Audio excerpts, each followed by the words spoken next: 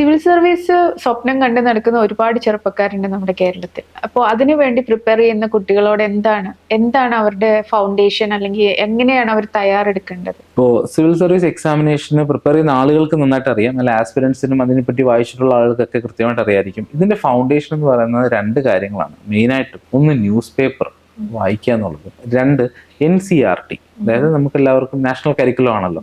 അപ്പോൾ NCERT ഏകദേശം 6ാം class മുതൽ ഏകദേശം 12ാം ക്ലാസ് വരെയുള്ള സബ്ജക്ട്സ് നമ്മൾ പഠിച്ചിട്ടുള്ള കാര്യങ്ങൾ എന്താണോ അത് കൃത്യമായിട്ട് മനസ്സിലാക്കിയിരിക്കുക എന്നുള്ളത്, അതാണ് ഫൗണ്ടേഷൻ.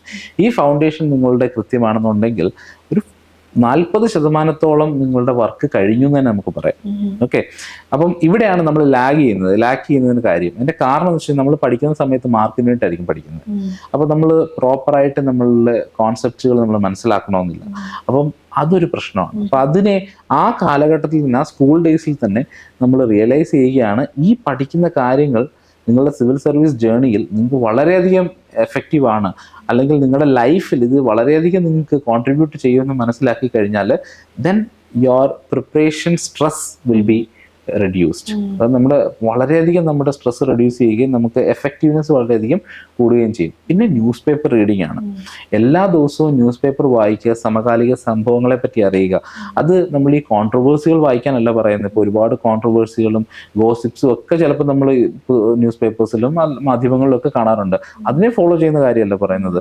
വളരെ എഫക്റ്റീവായിട്ടുള്ള നാഷണൽ ഡെവലപ്മെൻറ്റിൻ്റെ കാര്യങ്ങൾ, അതായത് നമ്മൾ ഫേസ് ചെയ്യുന്ന പ്രോബ്ലംസിൻ്റെ കാര്യങ്ങൾ, അതേപോലെ നമ്മുടെ സോഷ്യൽ ഇഷ്യൂസ്, ഇങ്ങനെയുള്ള കാര്യങ്ങളിലേക്ക് നിങ്ങൾ കൂടുതൽ ശ്രദ്ധ ചെലുത്തുകയും അതിനെ എങ്ങനെ ടാക്കിൾ ചെയ്യാം, എങ്ങനെ നമുക്കൊരു ഡെവലപ്മെൻറ്റ് കൊണ്ടുവരാം, അങ്ങനെയുള്ള കാര്യങ്ങളെ പറ്റി ചിന്തിക്കുന്ന ഒരു ന്യൂസുകളുണ്ടല്ലോ. അപ്പോൾ ഗവൺമെൻറ് പോളിസികൾ, അങ്ങനെയുള്ള ന്യൂസുകളിലായിരിക്കണം നമ്മുടെ ഫോക്കസ് എന്നുള്ളത്. ഈ രണ്ട് കാര്യങ്ങളാണ് മെയിനായിട്ടുള്ള നമ്മുടെ ഒരു ഫൗണ്ടേഷൻ എന്ന് പറയുന്നത്. ഇനി ഒന്നുകൂടുണ്ട്, ഞാൻ ഓൾറെഡി നേരത്തെ ഉത്തരം പറഞ്ഞതാണ് മൈൻഡ് സെറ്റ് എന്ന് പറയുന്നത്.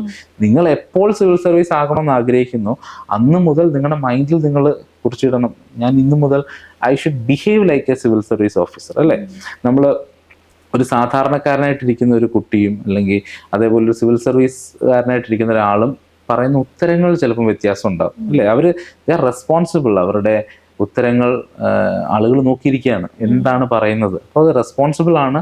അത് കുറച്ചും കൂടെ എന്താ പറയുക, ആഴത്തിൽ പഠിച്ചതിന് ശേഷമായിരിക്കും അവർക്ക് ഉത്തരങ്ങൾ പറയുന്നത്. അപ്പോൾ അത് നമ്മളുടെ ആ ഒരു കേപ്പബിലിറ്റി ആയിട്ട് നമുക്ക് കൊണ്ടുവരാൻ സാധിക്കും. നമ്മളൊരു കാര്യത്തോട് റിയാക്ട് ചെയ്യണോ, റെസ്പോണ്ട് ചെയ്യണോ എന്നൊക്കെയുള്ള കാര്യങ്ങളൊക്കെ നമുക്ക് നമ്മളുടെ ചെറുതിലേ നമുക്ക് ചെയ്ത് അല്ലെങ്കിൽ മനസ്സിലാക്കി വളർന്നു വരാൻ പറ്റുന്നതാണ്. ഇതൊക്കെ ഒരു ഫൗണ്ടേഷനായിട്ട് നമുക്ക് കീപ്പ് ചെയ്യാൻ പറ്റുന്ന കാര്യങ്ങളാണ്.